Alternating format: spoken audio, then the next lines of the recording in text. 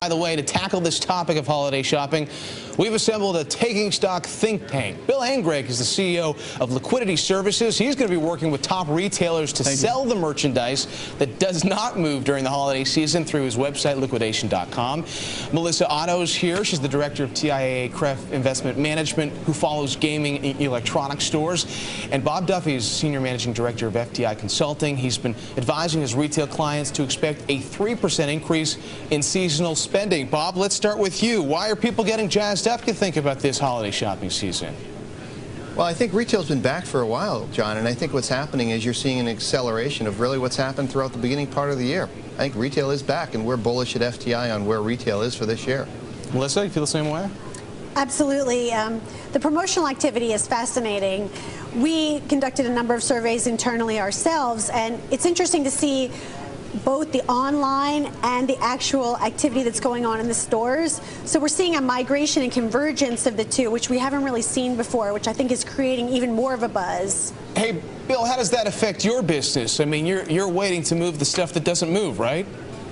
Sure. We serve about over 1,000 commercial sellers, including 7 of the top 10 retailers. And what we've seen is that discount mentality has been pulled forward ahead of Black Friday to attract volume. There's a constant tension between selling volume and maintaining margin. Our service is allowing these retailers to rebalance full margin versus less interesting product throughout the year. Bill, so many retailers have been saying that they're going to manage their inventories better. How will that affect your business? Will there actually be all that excess to actually liquidate?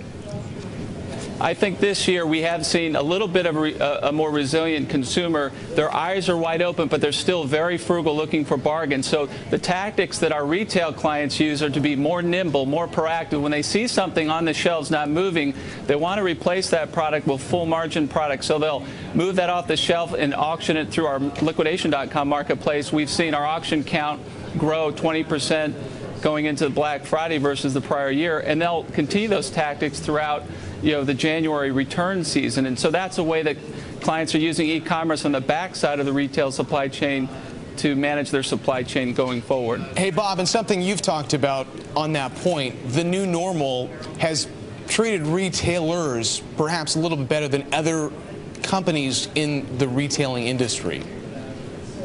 Well, I mean, I think retailers generally have done a great job, as Bill talked about, managing their inventories. One of the things that they've done is, one, their inventory is much lower. They've done a great job across the board of reducing their costs and then driving up margins. And I think that's what's helping them propel them into where they are for this holiday season. Melissa, you were going to say something? My view is that as we go into this Black Friday holiday, is that the acceleration and the momentum has already begun. So I think we're seeing that consumers are, the seed has been planted. The promotional activity, it started, I think, from Monday. And I think as we move into this Friday, maybe we start to see the peak. But I kind of wonder if we've somewhat peaked out even already. In the stuff that you follow, too, like some of the gaming and the electric? Absolutely, absolutely. I mean, the activity has just been so pronounced ahead of the Black Friday. I mean, seeing some retailers coming out with promotional activity a couple of days in advance. So I think just really generating that buzz among the consumers. But if you look at Best Buy, if you look at Walmart, for televisions, for cameras, for game equipment, software, or consoles, the pricing is phenomenal this year relative to where it was last year. Also, the offerings, much, much better than they have been. Even in the past few months, we see a real acceleration. Hold that. Bob, one of the big questions out there, as so much money is being spent online this holiday shopping season, is whether or not that's good for the retail spending generally, or if that takes away from the rest of the pie. People aren't going to go out and spend somewhere else because they're spending more online. What do you think about that? I think it's great. I mean, I think for retailers it's great, especially because there's a lot of store-based retailers that have significant online businesses. Last year at FTI, one of the things that we saw is that without online, retail would have been in the red. But it was really the drive from online in last year's Christmas that really drove retail from being red or negative into black. And as we look at this year and we look at what's going on with online. It's going to continue to grab, as we all know, a greater share of the entire retail sales. And that's clearly, as we look at it and we look at the move from brick and mortar, positive for the retailers that have the good strategies and are ready to exploit those markets. Bill, do you find, I mean, hey, you're operating in that world as well. Do you find the same to be true? Yeah, clearly there's a secular change to online. Roughly 7% of all retail sales are occurring online.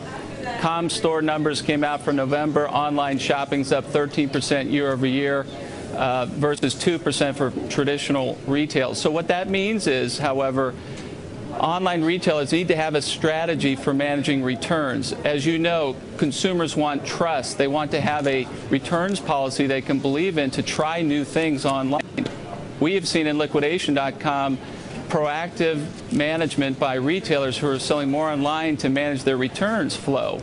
Product obsolescence, technology innovation creates a little bit more confusion for consumers, so the ability to return that item and not have it clog up the retail store or the supply chain is very important. Melissa, I want to go back to something you mentioned earlier when you said that we're starting to see some people think that maybe the consumer's peaking out. In the things you cover, particularly in video games, the entertainment software business, people have made some pretty big bets that they expect sales to go through December. People like Electronic Arts, people like Microsoft with the new Kinect. I mean, will they be disappointed? A few of the things that we're really looking at in the stores, particularly into this Black Friday, over this weekend, and over the next couple of weeks, is the traffic and the spend. We're looking for how that convergence really conforms with what's actually happening in the store. We've seen quite a bit of buzz on the blogs. We've seen quite a bit of buzz on online shopping. We've noticed that the pricing and the bundling has really ramped up, and I'm really going to be in the stores on Black Friday just trying to put my finger to the pulse to see what exactly the consumer is going to be doing. And what we've noticed and observed from the stocks that we look at is that you see Sony, Microsoft, and Nintendo all putting out really aggressive promotions. But one has to really point out Nintendo coming in with the most competitive pricing. But if you look at what the consumer is actually offered, a consumer can get a PS3 with the new Move combined, and actually that's almost like getting a Nintendo Wii and a PS3 together. So it'll be really interesting to see how the consumer responds to that price-value equation. Let's go to the other end of the spectrum, Bob.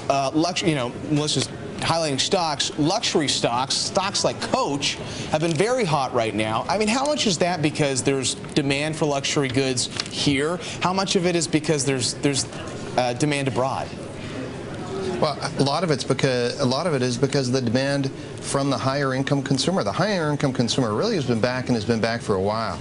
And really what's happened is it's those consumers that are driving, whether we're looking at the luxury goods, the more affluent, attractive goods, whether we're looking at the moderate, even upper moderate sectors. It's really that higher income consumer who, while they may only really represent 20% of the entire population, they're driving 40, 45, 50% of all purchases. And that's what's driving, as at FTI, when we're working with these companies, that's what we're seeing is driving the sales of the Coach and the higher end, more luxury, more affluent focused retailers. Bill, what kind of merchandise moves the most? I mean, you guys are moving anything from iPods to drilling equipment, I think. Sure. Well, you'll see everything on Liquidation.com that you'd see in a broadline big box retailer. I think the consumers that drive demand, of which there are about 1.6 million registered buyers on Liquidation.com, they're aspirational. They are looking for value. They are going to want to see brands. They're going to see Wii, PlayStation, Xbox gaming systems. They're going to see better branded apparel and watches, you know, Tag Heuer, Cartier.